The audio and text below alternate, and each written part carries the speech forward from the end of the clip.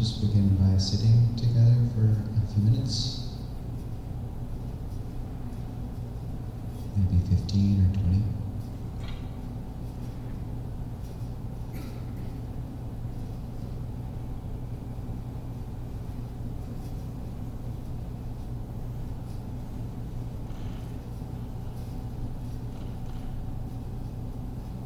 And I just want to introduce a approach to embodied breath meditation that one can use in place of the 3-chamber body scan that I spoke to yesterday.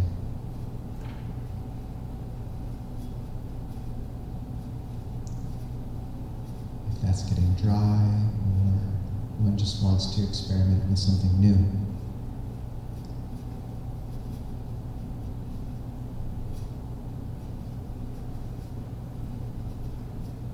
First, set the body erect, drawing in the lower spine.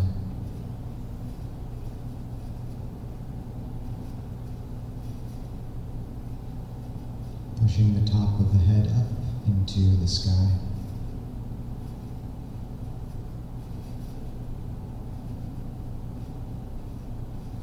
Dropping the chin slightly and softening the forehead, the eyes, the jaw, the tongue, the belly, and allowing breathing to deepen and slow.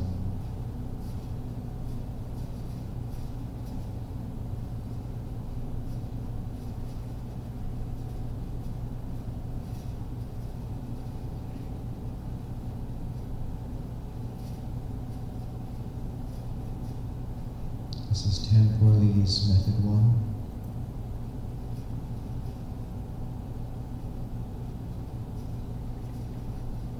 So place or become sensitive to the breath at the very tip of the nose. Place awareness there.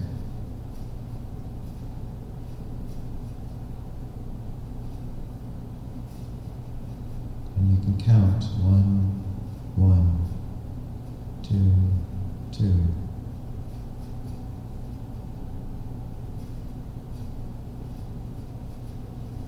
For several breaths.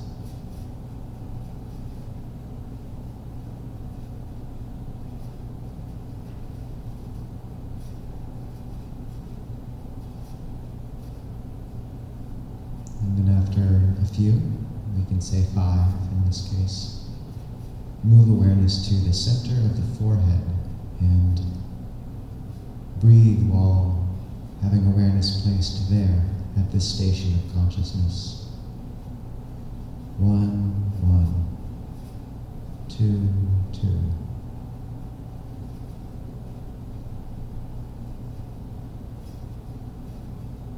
You don't have to strongly verbalize the number. It can just sort of be in the background if you need it.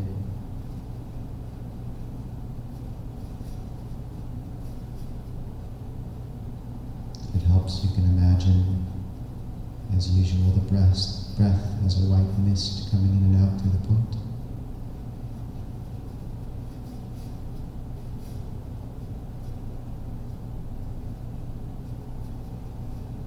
And move awareness back to the tip of the nose.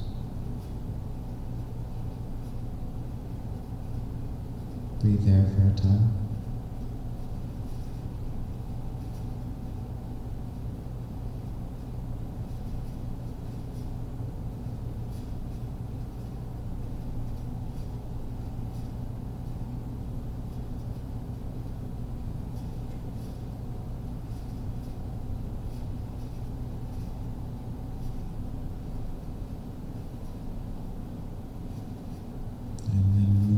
Back to the forehead.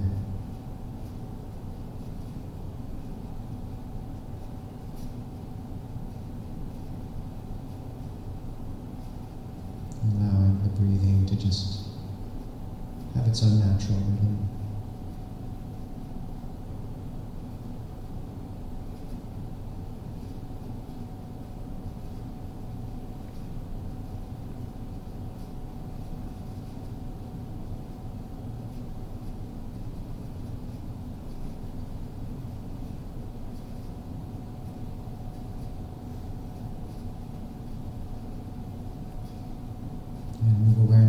crown of the head. And as you breathe in, you can imagine the breath is a white mist coming in through the crown of the head, into the brain.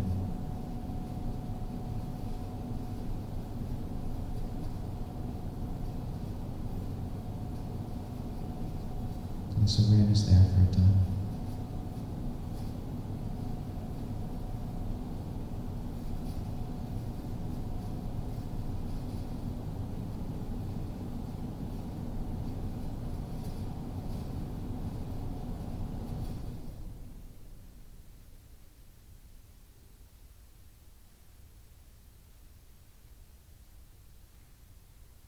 Now move it back to the forehead.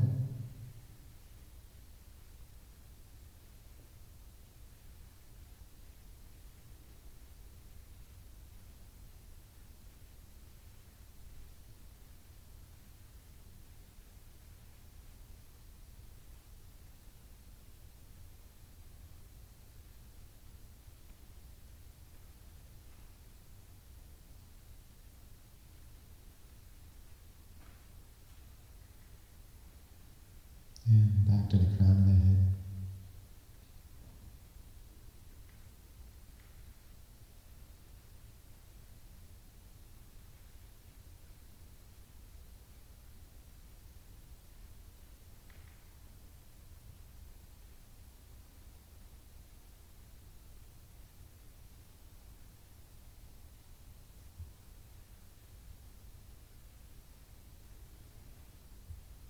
Now drop awareness into the center of the brain, the pineal gland.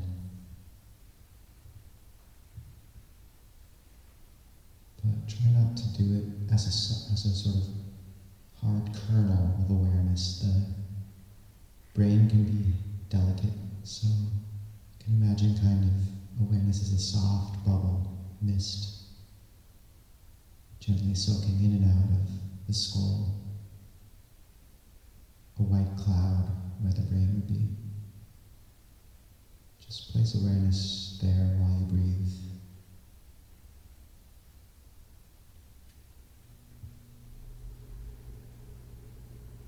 You can imagine, as usual, the breath as a white mist if you want.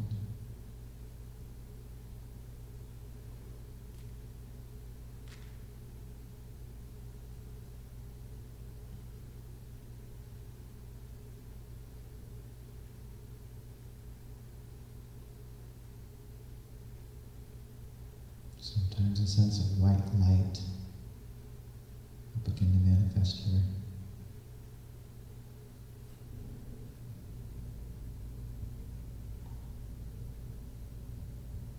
And after a time, drop awareness down into the heart. Sometimes it helps to lower the chin slightly.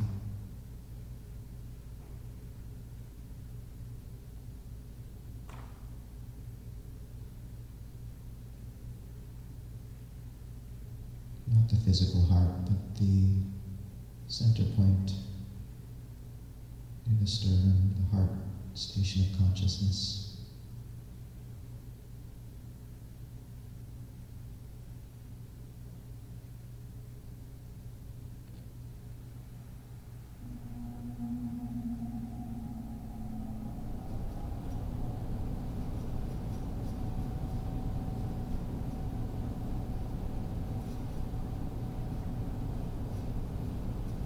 And then allow awareness to expand out to the whole body.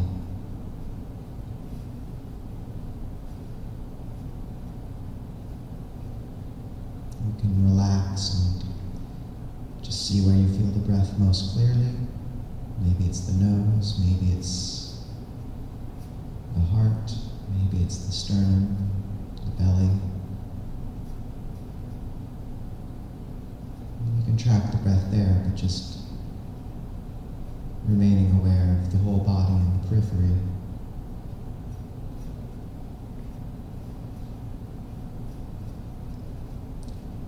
This is the same home base we came to yesterday after scanning through the 3 chambers.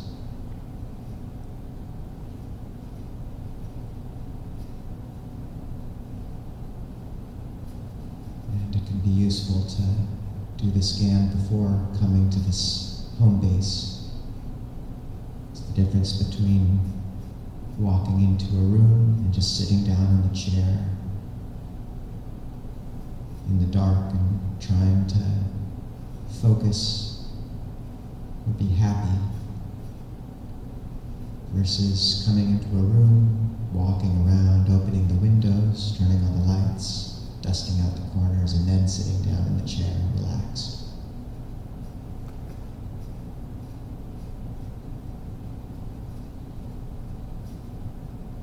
And if the mind is still restless, then you can repeat that circuit if you want. Tip of the nose, forehead, back and forth a few times, or just once.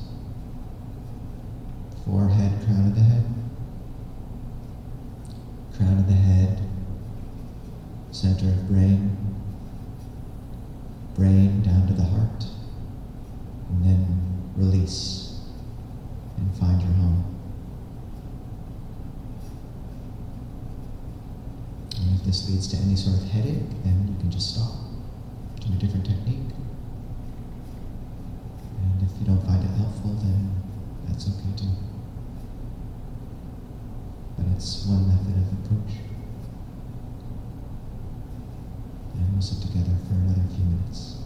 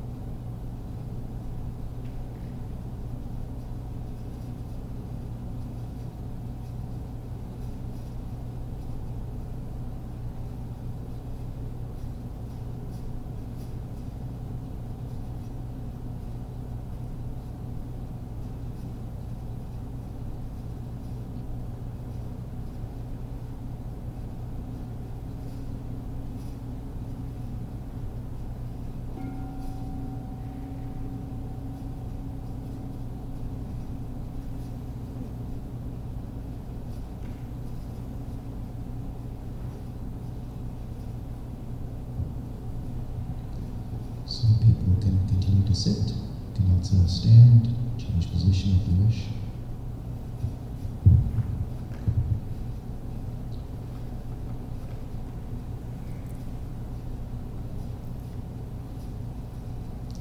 Namo tassa bhagavato arahato samma sambuddhassa. Namo tassa bhagavato arahato samma sambuddhassa. Namo tassa bhagavato arahato samma sambuddhassa. Buddhaṃ Dhammaṃ Sanghaṃ Namāsami.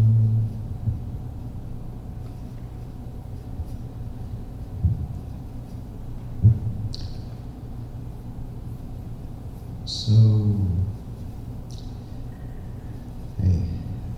the second talk each day we sort of designated would be dedicated to the Pamoja Cascade, that flow of qualities down the mountainside as streams and then rivers and then all the way to the ocean. And so today the entrance into the sense of well-being, Pamoja, which we're speaking about, is sila, ethics, morality. And the cascade, once again, moves from the sense of well-being to piti, rapture, refreshment, to tranquility of body and mind, passaddhi, to samadhi, unification of mind.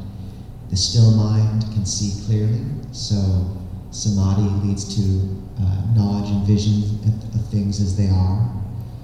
And knowledge and vision of things as they are leads to disenchantment, nibbida, which leads to dispassion, which leads to release, liberation. And I like thinking about the different bodies of water. This might be on that cascade, the initial Pamoja, well-being, and piti, rapture, being these laughing creeks.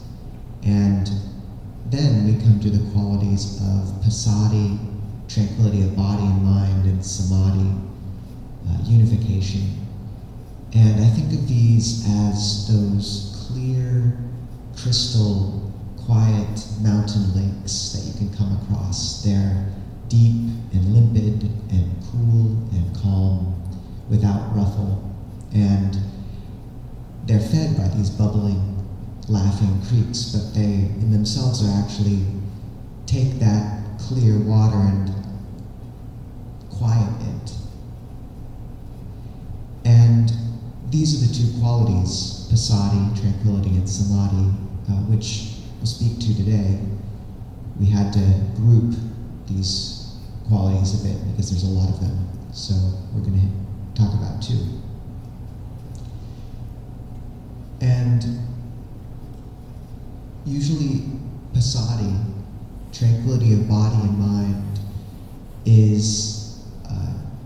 leads on to samadhi, unification of the heart and mind. But an important aspect to emphasize in it is the tranquility of body, the quieting of the body, and how that's such an important prerequisite for the calm mind. Often first you really do have to, or rather it can be very helpful to calm and address the body's energies, and then the mind is much more inclined to settle. There are instances where the Buddha is about to give a teaching, but then he'll wait until the farmer who he's teaching has had a meal, so that that farmer has enough tranquility of body, passaddhi, to receive the teachings well. So hopefully we're all more in that boat than the drowsy boat after the meal. And with these two qualities, I wanted to speak of them in terms of their practical cultivation through the practice of mindfulness of breathing, anapanasati, the 16 steps of which we've been chanting every morning.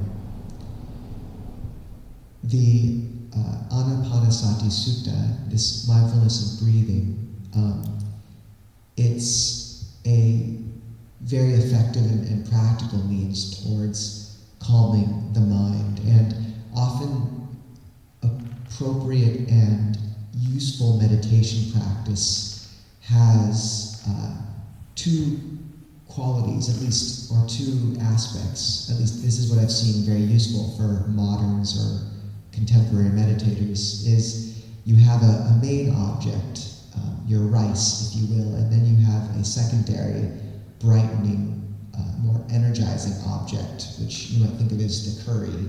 And the two, it can be very useful with our active thinking minds to kind of have both in our hands.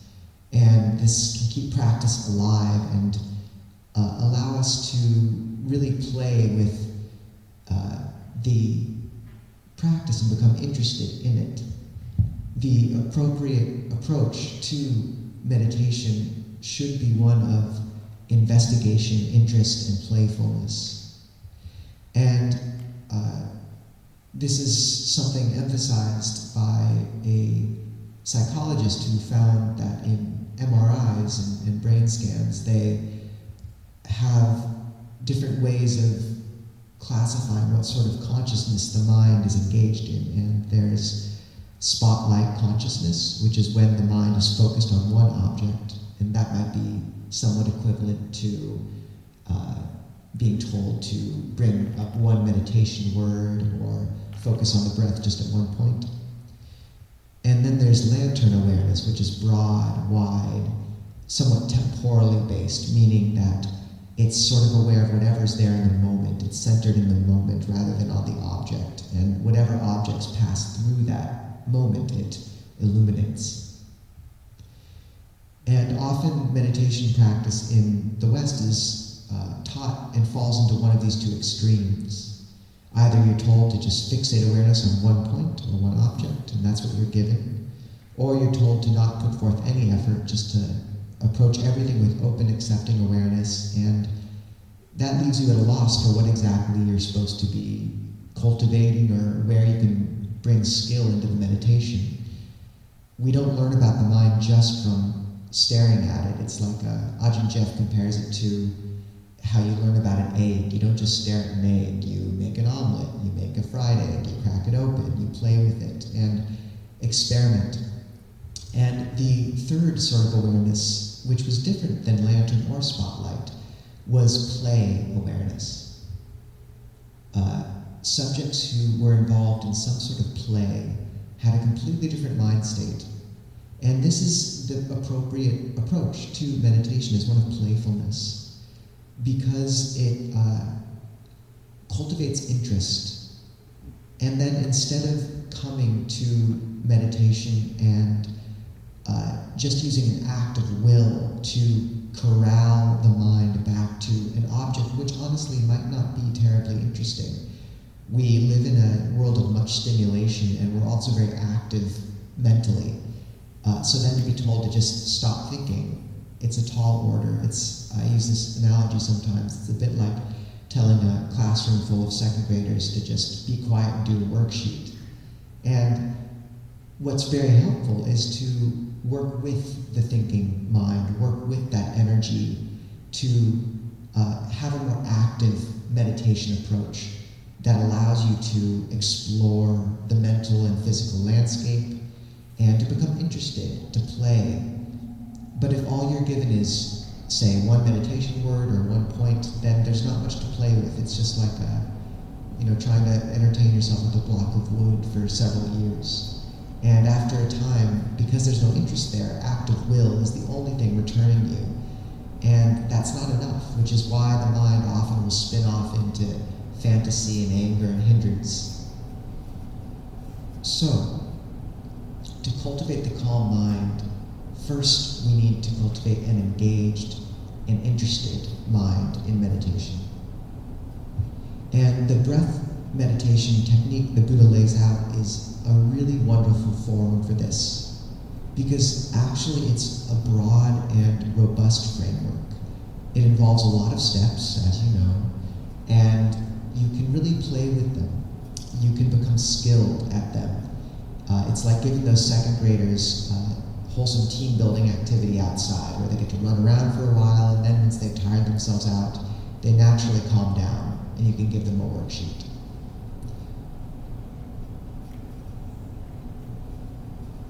So with these 16 steps, the Buddha aligned each set of four with one foundation or establishment of mindfulness. So the four establishments of mindfulness, many of you know, are: one, abides observing the body as a body, or the body in a body; the feelings within feelings, mind is mind, and dhammas in dhammas, which can be thought of a bit in terms of placing a framework of Dhamma over your experience. And perhaps the core of that is seeing your mind in terms of the hindrances, its blockages to calm, or its brightening factors, the enlightenment factors.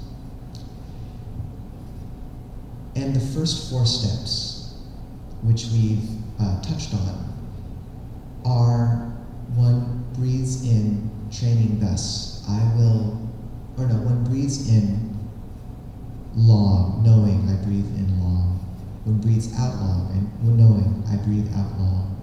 One breathes in short, knowing I breathe in short. One breathes out short, knowing I breathe out short. So these are the first two steps in the sutta, and they are both within that realm of mindfulness of body. This is to do with the breath, the body. And this can really just mean how we center at first in meditation. It's helpful to see if the breath is heavy, long, short. For practical purposes, you can replace those adjectives that you label breath in terms of long and short with heavy, soft. If you're tired, you can kind of emphasize the inhale. If you're anxious or restless, you can emphasize the exhale a bit and calm yourself. Sometimes it helps to count those breaths as well, just to really anchor yourself.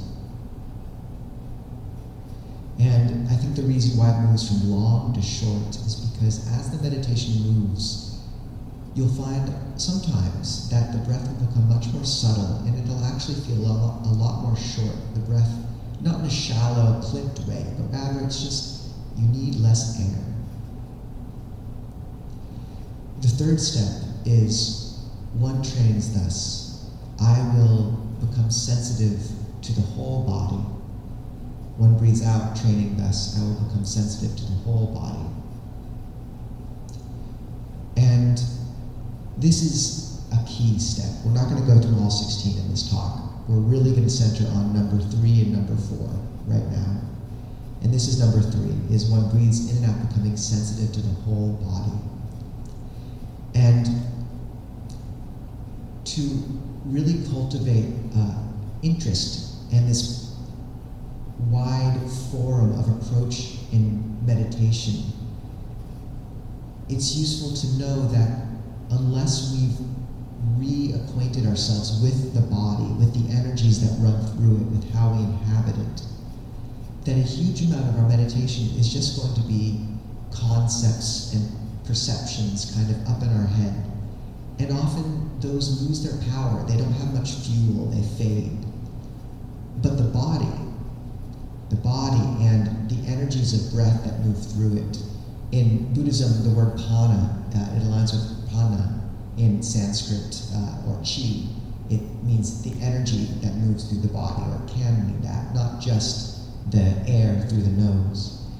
And this is a wellspring of well-being, and also something we can really develop skill at in terms of using and tasting and using to calm or energize or smooth out knots in the karma, sort of the knots within that bodily landscape. It's fascinating, and there's a lot you can do with it. So to cultivate this sensitivity to the whole body, this is just such a key step, and it's one that often Westerners and moderns need a bit of help with. So we're very alienated from our bodies, often kind of stuck in our heads and up.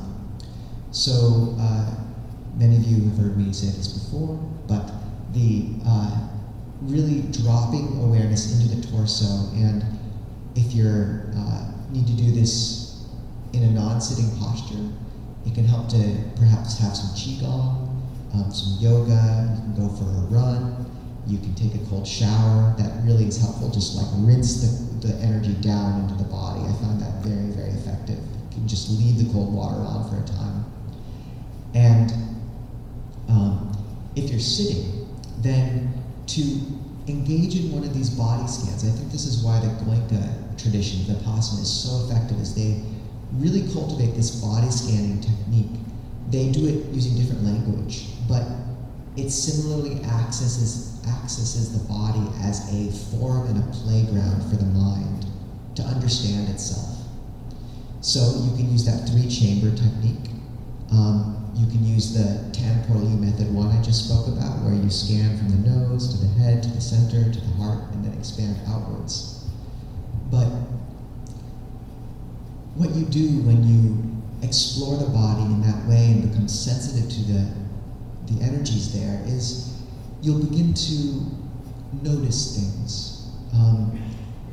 For example, you might really notice that there's this, in the analogy for the third jhana, not that step 3 is going to be the third jhana for everyone, for most of us, but the analogy the Buddha gives is imagine that there's a clear, limpid lake with no inflows to the north, south, east, or west, but with cold showers occasionally raining down from above and a spring of cool water welling up from below, so that no part of the lake would be unpervaded by cool water. Even so, a practitioner permeates and pervades their body with the rapture and pleasure. No. Yes, rapture and pleasure born of composure. And this is the second jhana. And first, what's really relevant there is that word piti that we've talked about yesterday, rapture. It comes or can come from this word for refreshment, and you'll notice water everywhere in these metaphors. It's all throughout them. So often you'll notice this sense of drinking up, soaking up. This person who spoke yesterday about that sense of a sponge. There really can be this sense of drawing in the breath energy. And I found that analogy of the second jhana very meaningful because there's both this spring upwelling from below and this showers from above. And if you engage in this 3-chamber technique, you really might notice there's very distinct flavors of awareness when you're breathing. At the upper chamber, it can be very sweet, bright, heavenly, versus the lower chamber, which can be very earthy, nourishing. If you're familiar with the chakras at all, you'll notice a lot of parallels between these. We call them the stations of consciousness, at least in some formulations. So that's very useful. Or you might notice that there's knots in the body. There's points of tension in the throat, in the chest. A knot of fear, anger comes with a tensing. You might begin to really notice a tensing in your face at times. And you can relax that. You can either use a sweeping technique to imagine the breath sweeping through and clearing it, or you can put a canopy around that knot and allow the breath to sort of soak in and out of that.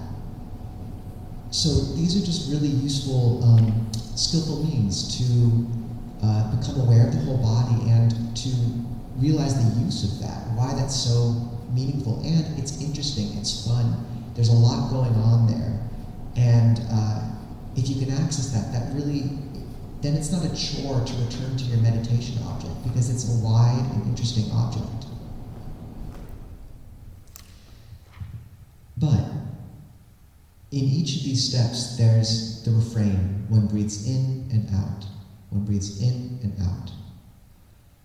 And often what will happen is you'll notice after each of those wide body scan techniques, there's always this point where you come back home.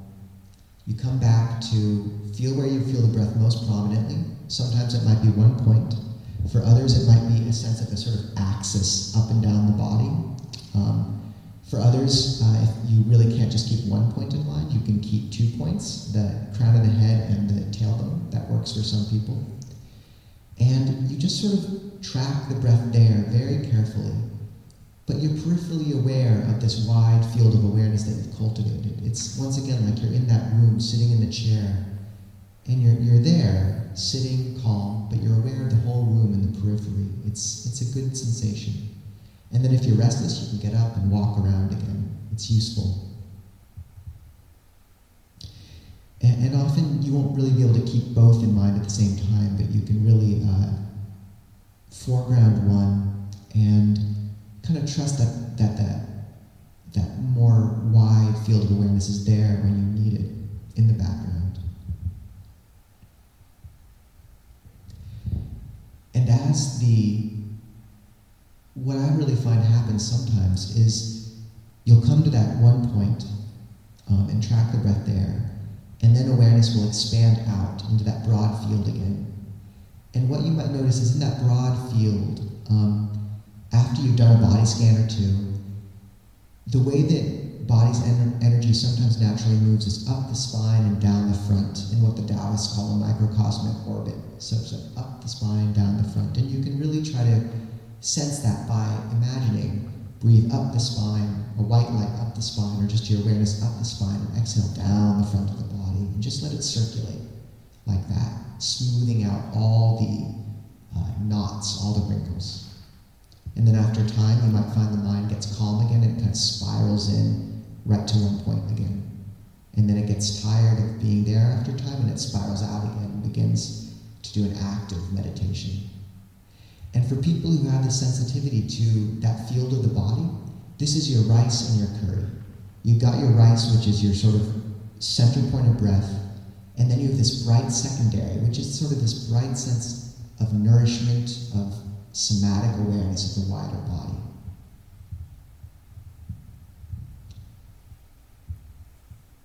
For many, this sounds completely strange, and there's not much recognition with like, what are these energies? What are you talking about? And so it's really useful to understand that if you're not inclined towards the bodily sensations in this way, it's fine. You still want rice and curry though, or stir fry. What do we have? Stir fry and sriracha today. So in that case, you can still have your rice, say the breath at one point specifically, if you want. But your secondary can be metta. Metta is a really good secondary.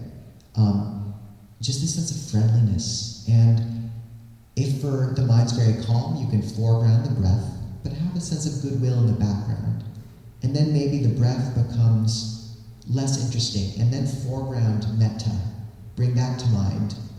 Really kindle that sense of warmth, and if you need to use an active meditation, bringing to mind people in your life you love or you care for, or who initiate that upwelling from the heart, then do that, make much of that. And then after a while, that perception may drop, you're just left with this warmth, and suddenly you notice the breath is there again, and you foreground the breath back and forth. If you need a different secondary, another useful one that for some people is the sound of silence. That's a subtle ringing or hissing below the auditory landscape that you can begin to pick up if you listen carefully. And it takes a while to hear, but in your calmer moments, or if you have earplugs, you will be able, most likely, to pick it out. And if you give attention to it, it gets brighter and louder. And it's a really good object because you can't do it. A problem with a lot of modern meditators is you try to do too much. But the sound of silence you have to be somewhat receptive for, to listen. And that pairs quite well with the breath. And if you give attention to it for a long period of time, it can become very loud, very noticeable. Ajahn Amaro can hear his over power tools. That's his main object. So that's a good secondary. Or if you have other practices, Tibetan devotional practices, a certain recollection which you love, then those are all good pairings as well. But the point is, when you have a centered place, as Ajahn Kovilo said, the kid, and then you have the kite. The kid might be the breath, the rice, whatever you want to do to mix these metaphors. The kite, the curry, that bright, moving, roving secondary to use with the active mind. you have a good balance to make meditation interesting. And this word ekagata, which we translated as one-pointedness, it's one of the jhana factors, but it can also just mean unification, a coming together. And rather than thinking about having to come together at one point, understand that if your intention is steered into the meditation, if you're finding a lot of interest in this, if you keep coming back to it, you'll notice the mind itself becomes ekagata. It's not necessarily stuck at a single point, although sometimes it can become very still, but it's like Ajahn Chah said, still flowing water. You'll find there's this fluidity and this stillness, and suddenly every concept of a single point versus the point that includes. A point can be a point on the floor, or it can be the whole floor. It falls away, and all you're left with is unification. So interest is key. And this moves through pamoja, that sense of well-being. You notice the sense of upwelling of joy, piti, refreshment. But then naturally, suddenly, you find that this path of interest and well-being has led you right into calm, to passaddhi and samadhi. And you'll notice that a lot of what we just talked about had to do with calming the body, coming back into the body. Those first 4 steps of the Anapanasati Sutta. The fourth we didn't talk about is literally calming the bodily activity. And that really can mean, just how the breath will calm and soften and become more subtle as you calm down. And if you're having trouble, really coming to impasses, then I'd say try to rest with that 3rd step for a time. Try to find either your way around the body in a way that's interesting, or just find a good pairing of meditation objects that's interesting. And then you can find that when things get boring, when you're distracted or distractible, you can once again go narrow or go wide. So you can come back to the rice, that single one point, and really become interested in the breath right there, say at the tip of the nose, just really becoming interested in keeping it continuous between the exhale and the inhale, or the inhale and the exhale. Or you can go wide and really make much of that broad, bright awareness, or that metta practice. And that secondary can be confusing because there's so many options. Are we looking at metta? Is this broad sense of the body? Is it the sound of silence?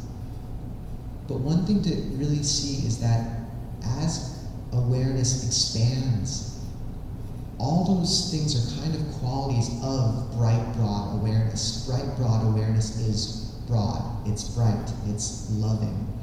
So all you're doing is kind of hitting one of the notes that you feel the most, but after a time, you might find that maybe your secondary object was metta, but suddenly you find there's this sense of light, of spaciousness. You're aware of the whole body. You didn't need to focus, but it was one door into the garden, like Ajahn Kovilo was saying. But either way, you find yourself in the garden, and then you need to emphasize the metta aspect, or the spaciousness aspect, or the light aspect less.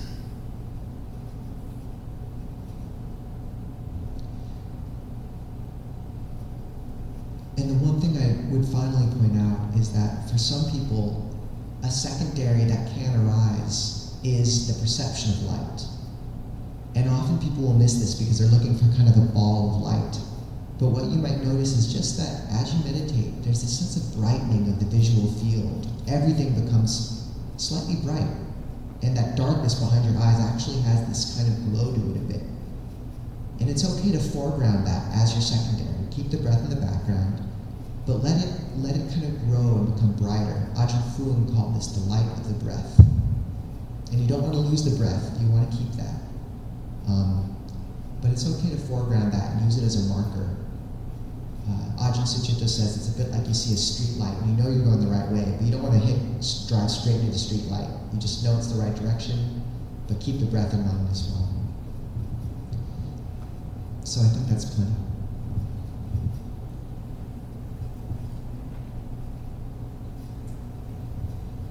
So Those who want can come out for an interview session in the little hut with the blue door over yonder. Everyone else is welcome to continue to meditate, either outside or inside. And for those who are going to the interview room right now, because we're beginning a tad late, they might come in a little bit late after the fact as well, so we'll just allow for that.